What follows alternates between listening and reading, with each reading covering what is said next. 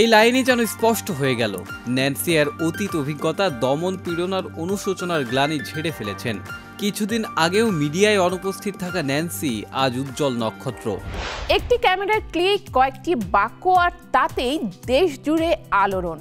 প্রথম বাংলাদেশ আমার, শেষ বাংলাদেশ। ন্যান্সির এই পোস্ট কি শুধুই আবেগ, নাকি বদলে যাওয়ার সময়ের প্রতিচ্ছবি?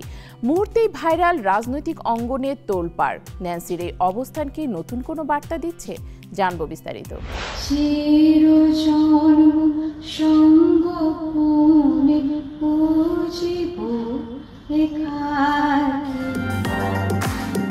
দেশ জুড়ে পাল্টে গেছে রাজনীতির সমীকরণ।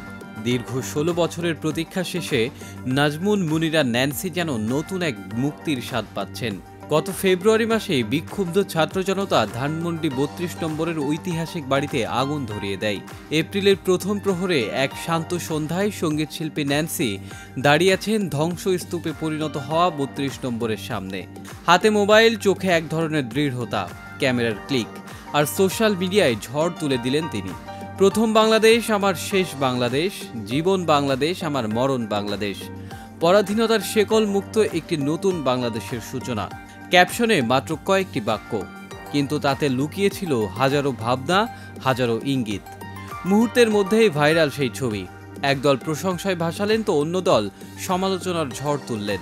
তবে ন্যান্সি ছিলেন নির্মোহ, ছিলেন নিঃশঙ্ক।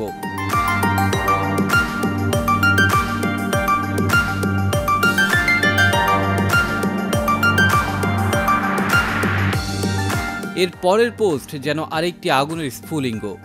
আমি এখন আছি সুখে, আগুন জ্বলুক খুনির দোসরদের বুকে, ঘুমাতে গেলাম। এই লাইনে যেন স্পষ্ট হয়ে গেল, ন্যান্সি আর অতীত অভিজ্ঞতা দমন পীড়ন আর অনুশোচনার গ্লানি ঝেড়ে ফেলেছেন।